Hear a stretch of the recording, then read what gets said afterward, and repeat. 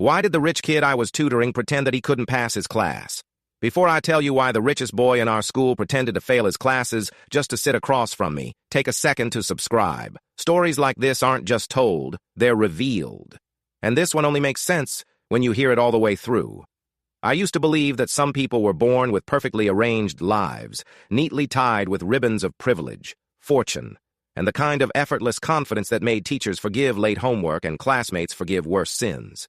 Victor Moriano was exactly that type of person. The kind of boy who walked through the school hallway like it was built for him, all polished sneakers and expensive cologne, and a posture that said he had never known fear or uncertainty. When the school assigned me to tutor him in math because I needed volunteer hours for my college applications, I already knew what I was walking into. Everyone did. His name traveled through every hallway, woven into gossip and heartbreak and the strange mythology that forms around people who have more money than accountability. He was the kind of boy who treated affection like a sport and attention like currency. The kind of boy who collected hearts the way others collected keychains. He had a reputation for being brilliant at everything except honesty and academic responsibility, which was precisely why the principal insisted he get tutoring before his grades sank any further. The story passed around was that his math scores were barely scraping the floor, that he struggled with even the basic concepts, that he needed help before the next exam. That was the version everyone believed. It took me exactly 5 minutes to realize it wasn't true, but I didn't know that on the first day. All I knew was that 15 minutes after our scheduled meeting time, he appeared in the library doorway holding a designer drink so overpriced it could probably pay for my entire lunch week. The worst part was that when he smiled at me, something in my chest shifted in a way I did not authorize. His confidence was almost theatrical, rehearsed from years of practice, and yet something in the way he observed me, almost too closely, sent a strange ripple of awareness down my spine. Like I was being evaluated for something I didn't understand. I reminded myself that boys like Victor Moriano didn't look at girls like me unless they needed something: entertainment, distraction, or in this case, a higher GPA. I tried to focus on the work in front of us, but he had a habit of leaning in too close, of breathing in a way that felt deliberate, of rearranging his posture so that his attention appeared hyper-focused. But when we actually began working through the problems, the truth became instantly obvious. He understood everything. Not eventually. Not after practice. Immediately. Every concept I explained, he processed with the clarity of someone who had already known the answer and simply needed confirmation that I would notice. But instead of admitting it, he would deliberately write the wrong answer. Not an obvious one, but one precise enough to look convincingly mistaken. He played the part perfectly, pretending to struggle, pretending to think too hard, pretending to misunderstand. It was almost theatrical. At first I thought it was laziness. Then I thought it was pride. Then I thought it was boredom. But the longer I watched him, the clearer it became that there was intention behind his every gesture. He wasn't failing math. He wasn't struggling. He was pretending. And I had no idea why. He began showing up early instead of late. He waited by my locker in the mornings, claiming he needed to borrow a pen but never returning any of them. He walked with me between classes, matching his steps to mine with an ease that felt too practiced. He watched me with an intensity that made me feel like I was being sketched in invisible ink.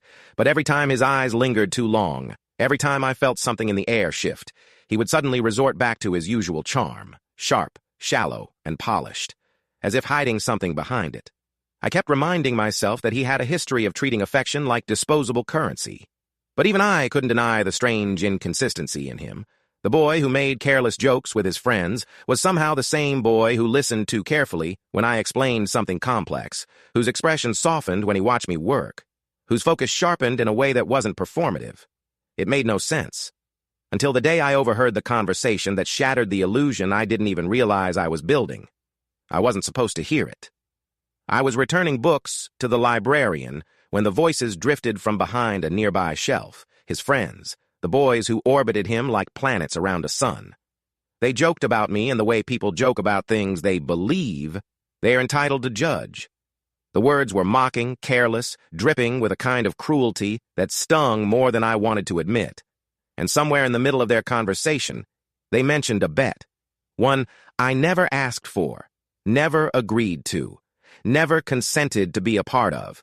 They joked that Victor could get any girl he wanted, even me, as if my existence was nothing more than a hobby he'd eventually get bored of. I expected him to defend me, or deny it, or say something redeemable. Instead, I heard him reply with a tone so casual it felt rehearsed, a statement about doing what he needed to do for grades, a careless remark that landed like a blade. I didn't realize how much hope I'd been secretly nurturing until I felt it break. After that, I froze every interaction with him. I kept our tutoring sessions strictly academic, stripped of the warmth I used to unconsciously bring. I no longer stayed after to explain extra problems. I no longer allowed the conversation to drift into personal territory. I no longer gave him the chance to charm me, disarm me, or confuse me. He noticed immediately. He tried to bring me small things he thought I liked. He waited by my car even when I parked farther away. He watched me with confusion and something almost like fear. But I didn't give in. Not even when he proudly showed me his 94 on the math test, glowing with pride like a child showing their parents a drawing. That pride made no sense for someone supposedly failing. So I told him the truth. He no longer needed tutoring. He panicked. Something in him cracked, though I didn't understand the meaning of it then. He insisted the next unit would be too difficult. He insisted he still needed my help. He insisted on reasons that didn't add up. But when I looked him in the eyes and said I knew he didn't need me academically, something deep inside him exposed itself. Something stripped of charm, stripped of performance, stripped of the persona he'd built. But I forced myself not to trust it. I forced myself to remember what I heard. I forced myself to protect whatever parts of me had already begun softening without permission. I ended our sessions anyway. And yet, the following week, I found him sitting alone in the empty classroom where we usually met, quietly working through problems far beyond the level he'd ever pretended to struggle with. His posture was different. His mood was subdued, and his focus was real. Something about the sight of him like that, unobserved, unguarded, unperformed, made an unexpected ache spread through my chest. But before I could ask him why he was still there, his friends walked in, and the entire world shifted again. What happened next was something I never expected, something that didn't match their assumptions, or mine, or the reputation he'd spent years cultivating. He didn't play along with them. He didn't use his usual charm. He didn't protect himself with arrogance. For the first time I saw the truth, and I still didn't understand the whole story. Not yet, but I was about to. The moment his friends arrived in the doorway that afternoon, something in the atmosphere shifted like a fault line cracking beneath our feet. I could feel it before anyone spoke, the pressure in the air, the way Victor's posture changed, the way he subtly positioned himself between me and them. I didn't understand this silent shift yet, but I felt it. It hummed at the edge of my awareness, warning me that what I thought I knew about him was incomplete, distorted, perhaps entirely wrong. His friends entered with the ease of people who assumed they were welcome everywhere. Their voices were loud, careless, echoing through the quiet room. Their presence was a reminder of everything I'd overheard weeks earlier, the cruelty, the mockery, the casual way they spoke about me as if I were a piece of entertainment, rather than a person. And seeing the look in Victor's eyes as they approached, it became clear he remembered it too. I expected him to slip into his usual role, the charming, confident boy who played along with anyone, to maintain the image he'd built. That was the version of him I had convinced myself was real. The version who had confirmed the bet, confirmed the casual cruelty, confirmed what I believed I needed to protect myself from. But what happened next did not belong to that version of him. He didn't laugh. He didn't smirk. He didn't play along. Instead, he took a step forward in a way that seemed almost instinctual, as if shielding something fragile behind him, something he feared they might disturb. I didn't realize at first that the fragile thing was me. The comments they made were predictable, the same careless tone, the same assumption that their version of the story was the only truth that mattered. They joked about the bet, as if repeating it enough times would make it more real. They treated the situation like a game with nothing at stake. But this time, their words collided with a wall they didn't expect. Victor's demeanor changed with a sharpness that made the air go still. Something in him hardened, crystallized, forming a boundary I'd never seen him enforce. The expression on his face was unlike anything he'd ever shown me or them. It was stripped of charm, stripped of ego, stripped of everything that made up the persona he wore like armor. For the first time since I met him, he looked like someone who was done pretending. And when he quietly dismantled the illusion they had built, not for me, not for them, but for himself, it startled everyone in the room. His friends froze, not understanding where this version of him came from. They stared at him like he had suddenly become unrecognizable. In that moment, he stood alone, choosing to align himself not with the people he had grown up with, not with the environment that shaped him, not with the familiarity of their approval, but with something deeper, something that seemed to matter more to him than the persona he'd always carried. And the silence that followed was so profound, it vibrated against the walls. His friends left one by one, confused, muttering under their breath, their steps echoing awkwardly down the hallway. The room felt suddenly bigger when they were gone, almost too empty for the moment we were standing in. But the strangest part was that he didn't turn back into himself after they left. He didn't exhale in relief, didn't revert to the boy who joked and flirted and pretended to struggle with simple equations. Instead, he stood very still, as if he wasn't sure whether he was allowed to move yet. It was the first time I had ever seen him without a mask, and it frightened me, not because it was threatening, but because it was vulnerable. He didn't say anything, but there was something in his expression that I couldn't ignore. A question, maybe, or a plea, or simply the truth finally asking to be acknowledged. I wasn't ready to acknowledge it. Not yet. I still remembered the words I had overheard, the way he had seemed to confirm them. I still remembered the humiliation, the disappointment, the sting of believing I was foolish for ever thinking he might have seen me differently. So I stepped back emotionally, even as he stepped forward physically. That was when I fully understood something about Victor Moriano that I had suspected, but never confirmed. He was better at performing confidence than feeling it. He was better at pretending than revealing. He was better at building illusions than letting anyone see past them. But the question still lingered, why?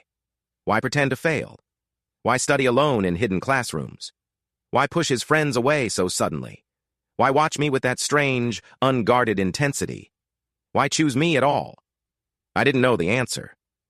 But he wasn't the only one hiding something. Because the truth is, I had built my own illusion too.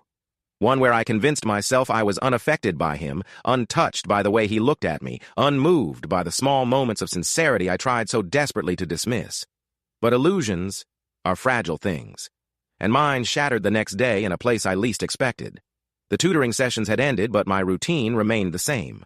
I still went to the library after school to finish my assignments. I still sat in the same corner, the one most people ignored because the light flickered overhead. I still tried to bury myself in work, hoping it would ground me. But on that day, someone else occupied the table where we used to sit. Victor.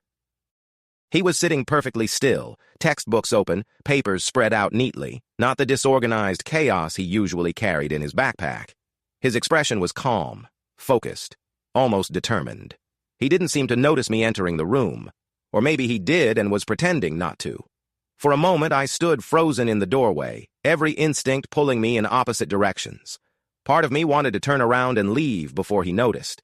Part of me wanted to demand answers. And part of me, a quieter, softer part, wanted to sit down and finally listen. Before I could choose, his eyes lifted from the page and found mine with disarming precision. There was no smile, no charm, no practiced expression.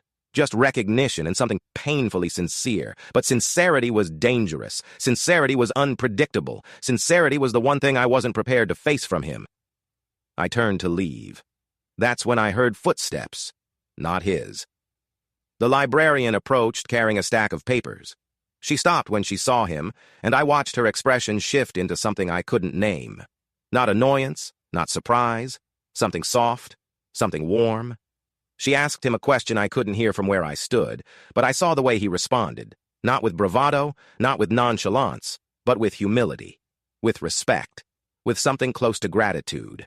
And then she handed him a binder, a thick binder, a binder with my name written in small letters on the corner. It was the volunteer documentation binder, the one tutors used to log hours. But the librarian didn't hand it to me. She handed it to him. and he held it with a gentleness so out of place that my breath caught in my throat. It didn't make sense. Why would he have that binder? Why would he need it? Why had he asked for it? Then the librarian spoke loud enough for me to hear. She told him she'd updated the entries he asked about, that she added the note he requested, that she hoped it would help his application. My application, not his. Before I could process what that meant, the librarian walked away. Victor didn't notice me. Not yet. He was too busy flipping through the binder, scanning the pages like the contents mattered more to him than anything else in the room. My heartbeat quickened, because suddenly I understood something I hadn't considered before. Victor wasn't pretending to fail because he needed help. He wasn't pretending for his GPA. He wasn't pretending for attention or pride or performance. He was pretending for something else entirely. For me. But the reason why, that truth was still buried, still unspoken, still waiting beneath layers I hadn't yet peeled back. The pieces didn't fit together. Not yet. But they were about to, because the real story, the reason behind every strange glance, every unnecessary mistake, every unreturned pen, every quiet moment he stayed behind, was something deeper than anything I had imagined. And he had been burying it for years. The binder trembled slightly in his hands, though everything else about him appeared composed. That contrast alone unsettled me. Victor had always presented himself as someone who floated through life untouched by consequence. Someone born into comfort, trained to perform confidence like a second language. Someone who never revealed cracks, but standing there, absorbed in a binder filled with the record of every hour I had spent tutoring him, he looked different, almost reverent, as if the pages themselves meant something he had no words for. And then he turned, finally seeing me. His whole body stilled, not in shock, not in confusion, but in something that looked dangerously close to relief. It was disarming enough that I took a breath without meaning to. The library seemed too quiet suddenly, the air too sharp. He closed the binder slowly, holding it to his chest, as if afraid it might slip from his hands. I didn't move. He didn't either. For a moment, the world paused, balanced on the thin line between misunderstanding and truth. And then, like a curtain lifting, pieces of the puzzle began to click into place. There are moments in life when reality rearranges itself all at once, and the story you told yourself shatters beneath the weight of what's actually there. That was what happened to me as I watched him fold a small sticky note into the binder before placing it gently on the table. He wasn't adding a requirement for himself. He was adding something for me. A confirmation, a statement, something the librarian would need to document on my behalf. My volunteer hours. He hadn't needed them. He'd been ensuring that I received every single one. Even the sessions I had forgotten to log. Even the sessions he had insisted were useless and unproductive. Even the ones he had pretended went poorly so that we'd have another day of tutoring and I'd have another hour counted toward my college application. The realization expanded through my chest slowly, painfully, like sunlight forcing its way into a sealed room. It felt impossible, and yet it explained everything. His fake confusion, his unnecessary mistakes, his sudden perfection when I wasn't looking, his insistence on continuing lessons he clearly didn't need. He understood the work all along. He didn't need to be saved. He wanted a reason to stay. And more than that, he wanted to make sure I got something out of it too. Something practical, tangible, meaningful, something far removed from the shallow image he had been curated into since childhood. I had spent weeks believing he was using me for GPA points. But the truth was the opposite. He had been using his reputation to protect me from scrutiny. He had been using his charm to hide how much he admired my determination. He had been using his struggles, fabricated, exaggerated, acted, to keep me from slipping away. He had been pretending to need me, not because he wanted the benefits, but because he wanted me to see my own worth through someone else's eyes. The ache in my chest grew sharper. For so long I had felt like I was orbiting him, like I was the one vulnerable to his whims, his patterns, his reputation. But watching him stand there, stripped of every layer he usually performed inside, I understood something monumental. He had been orbiting me this entire time, and he didn't know how to say it. The next days unfolded in a way that felt both fragile and inevitable. Victor stopped appearing at my locker with flashy jokes or dramatic entrances. Instead, he lingered in the quiet spaces of my routine, the ones no one else cared to notice. He occupied tables near mine, not close enough to intrude, but close enough to exist in the same universe. He studied with a sincerity that felt out of place for someone who had spent so many years pretending to be careless. He stopped surrounding himself with noise and crowds. The shift was subtle, but unmistakably intentional. He wasn't trying to win me over. He wasn't performing anymore. He wasn't doing anything for show. He was simply trying, in the most honest, unpolished, vulnerable way I had ever seen from him. But even as his walls came down, mine remained standing, and he could sense it. The guilt from the misunderstanding I carried pressed against my ribs, yet so did the memory of the words I overheard. His friends had spoken so confidently, so casually. And even though he denied participating, the hurt still lingered like a bruise. The truth sat between us like a closed book. He had started revealing his pages, but I hadn't revealed mine. Not yet. It was 2 weeks later when everything came together in a way that felt terrifyingly unplanned. The school's community board posted the list of top scholarship candidates, a list that determined who would receive the financial aid that could define their future. I wasn't expecting to be on it, but there I was, my name near the top. And next to it, noted with a small, precise asterisk, was a detail I hadn't known existed. Additional consideration granted due to exemplary community tutoring contributions. I stared at the board for so long that the letters blurred. I hadn't logged enough hours, not the way others had. I thought I'd barely qualify, but someone had made sure my efforts counted. Every hour, every session, every moment I didn't think mattered. Someone had corrected my entries. Someone had advocated for me behind the scenes. Someone had insisted my work meant more than I believed it did. Someone had made sure I didn't fade into the background, and that someone was Victor Moriano.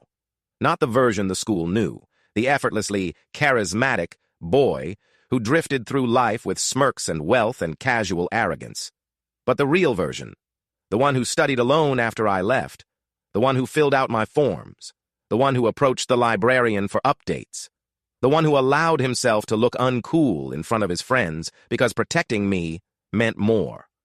And I felt the shift inside me like a quiet earthquake. The misunderstanding, the hurt, the resentment, all of it cracked and began to fall away as the truth illuminated itself. He had never been pretending for himself. He had been pretending for me, pretending to need help so I would gain something, pretending to struggle so I wouldn't feel used, pretending to be indifferent so he wouldn't overwhelm me, pretending to be fine so I wouldn't see the loneliness he carried.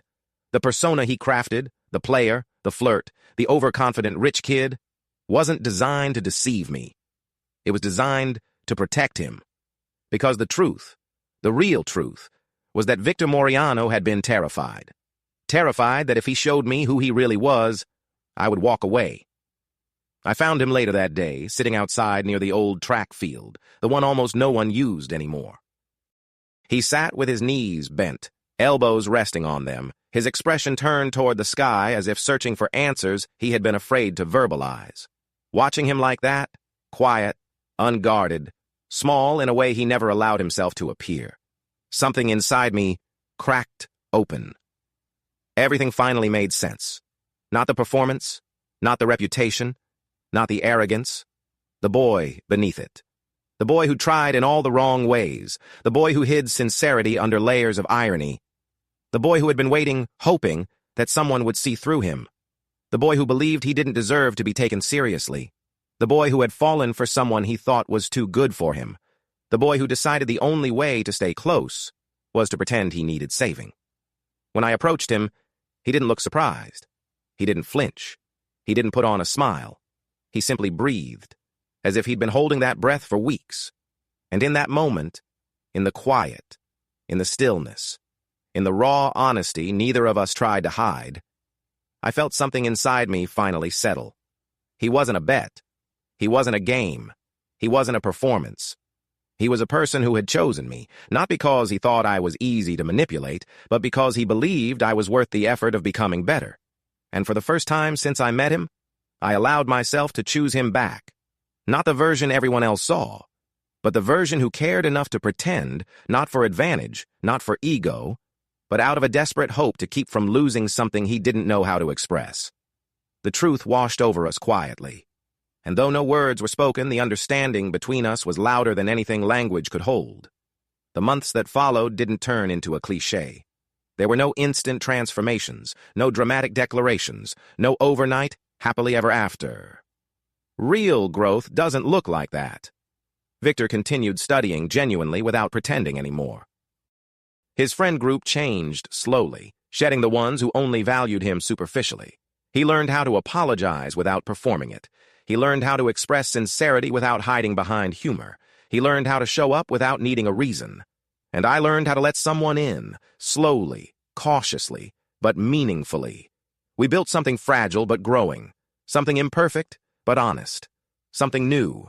And in the end, the truth I had been searching for all along revealed itself with quiet clarity.